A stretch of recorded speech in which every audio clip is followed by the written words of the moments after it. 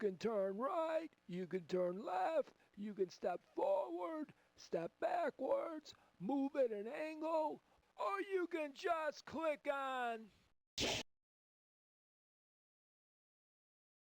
The Museum of Anything Goes is a CD-ROM edutainment software produced by Michael Markowski and Maxwell S. Robinson under the now defunct Wayzata Technology.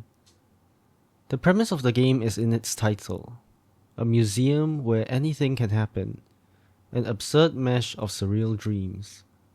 Besides the bare-bones information given on the game cover and in the game itself, there is very little information that I could find online about them or the company.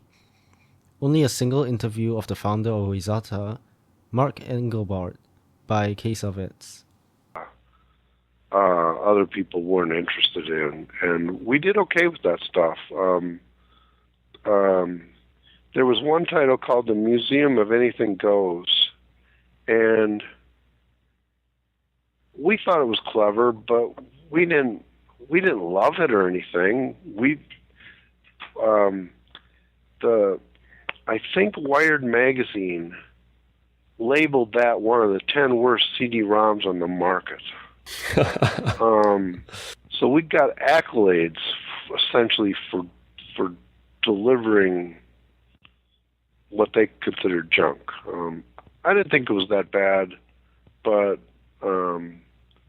it wasn't as good as, I guess, what people expected. You know, it wasn't a full story. It was just some guys playing around with, I think, Director. I think it was probably built in Director. I'm not sure. Macromind Director, but You start off the game at the entrance of the museum.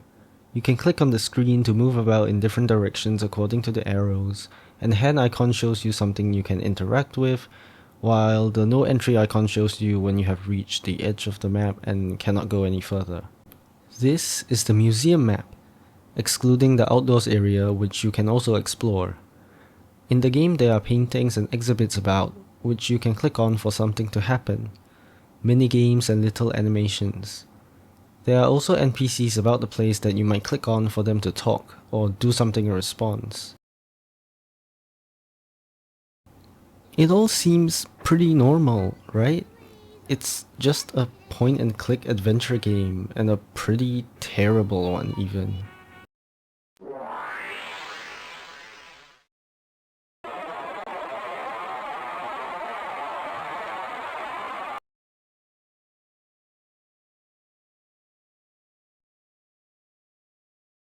Don't go in there. Look what happened to me. Well, let's begin with the elephant in the room.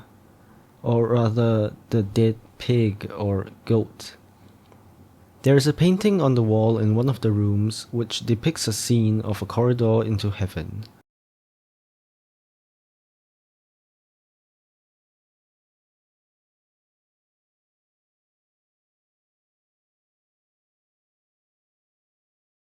No!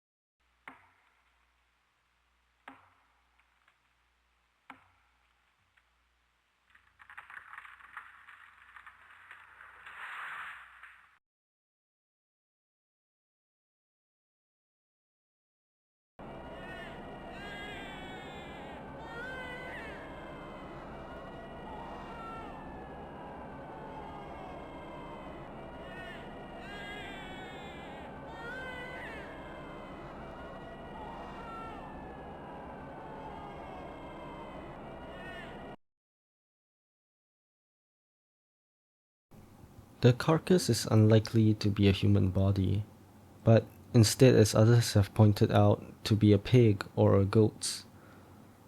As much as I would like to go into a deep dive and analyze this as a part of some greater ARG before its time, or conspiracy theory of a hidden murder in a game, that is not the case, and honestly there isn't too much to say about it other than the shock factor it brings, of how disturbing something like this is included in what I would assume to be for a younger audience. It is just another exhibit, a disgusting, distasteful, and immoral one even, but just another thing to see. You could even compare it to a jump scare in a horror game, some twisted Easter egg version of it. You might disagree, but do consider the abstract and surreal environment of this game. Why is it normal for it to be absurdly absurd in other ways, but a double standard when it comes to an absurd amount of violence? Everything here is weird, but this is suddenly too much? That is not to say that you are wrong to feel that way. In fact, I would argue that it's a good thing. It's a sign of empathy and humanity to feel disturbed by this and trying to find answers beyond, this is just a joke, to such a gruesome scene. Though in this case, it is just another weird video, no murders attached, as far as I can tell anyway. Though, feel free to come up with your own theories. So, if there's no big mystery then, what's the point? Is that not the most exciting part of the game? Well, no, and I actually think there is much more artistry to be found if you dig deeper than just its uncanny surface as a spooky retro game. Many of the clips used feature Chicago, like the L trains and this ceremony that takes place there. Most crucially, the longest segment in the game is of the creator's interview with a group of elementary school children, where he comments on the poor state of Chicago's public education infrastructure. And one of the few pieces of information of the creator is from here too, where he explains that he was a substitute teacher at the school for a year.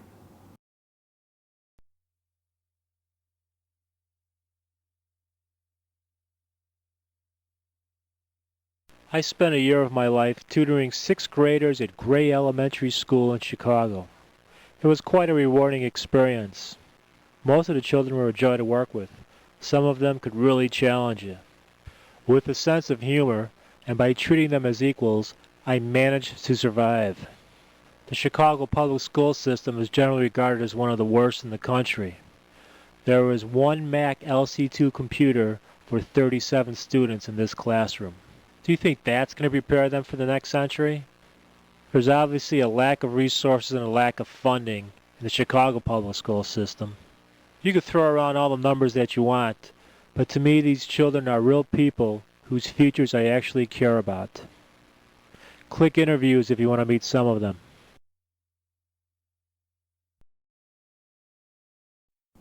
The painting titled Dead Letters, Lost Memories discusses historical events like World War II and contemporary events at the time of the game's creation, such as the AIDS epidemic, once again the Chicago school system, and discussion on drug use, and a lot more. There's also this painting that features a group of poetry, to those of you not yet born but of the future. Here's one of them. To those of you not yet born in the future, and to those not of the earth, I am a primitive living in an age of post-religious, pre-immortal, earthbound anxiety, who can be content just as a link in the chain of evolution. And another one, a little more ominous even in its presentation. Prophets of doom don't have faith in themselves. They don't trust or believe in their kind. They want you to twist in a constipated bliss and leave freedom of mind behind. Closed doors, to be watched, to be followed, to be listened to. And here's a more light-hearted one.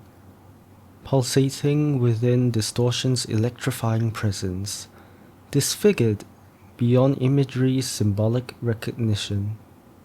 Inversely reversed, inside out, contrary to contradiction. I'm just a vibration. There are more of these messages to those of you not yet born, but generally themes including authority, civilization, and existence are suggested, which all point towards the consideration of human existence. I think that it's very easy to dismiss this as a nonsense game from the 90s if you just look at it at face value. The strange paintings and NPCs, weird noises, terrible gameplay in general, even for its time, and of course the carcass, but then also consider the parts that do make sense. The interviews, writing, and poetry that was brought out earlier, especially the interviews, which I think really ties everything together to give the game a little more direction. Why have something akin to a documentary of Chicago's public education system if it was just meant to be a game with no thought put into it? Why have letters and writing on current affairs and history, on censorship, on themes of death, of the most gruesome kind?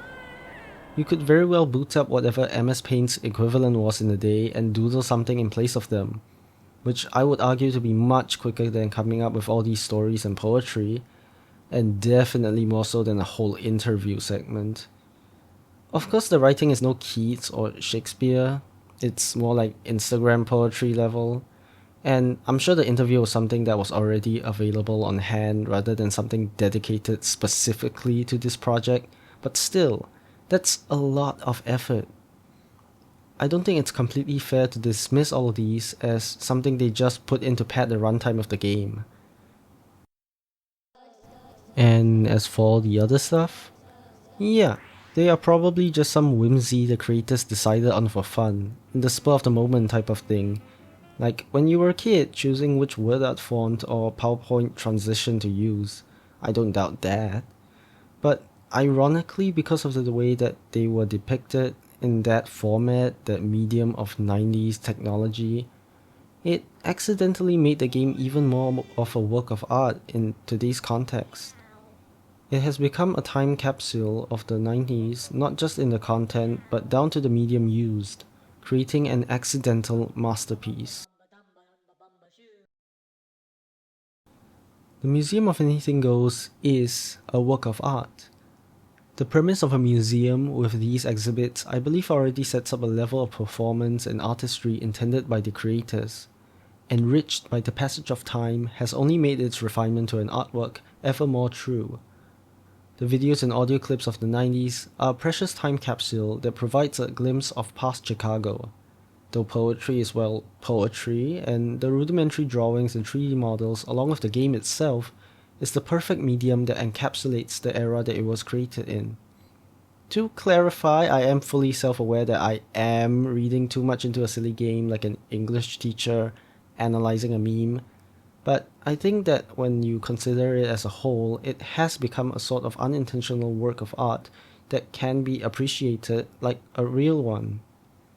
And I've only covered a fraction of the various exhibits in the game, but I think just like a real museum, it's not really something you can explain to someone else, but something that you have to experience it for yourself instead.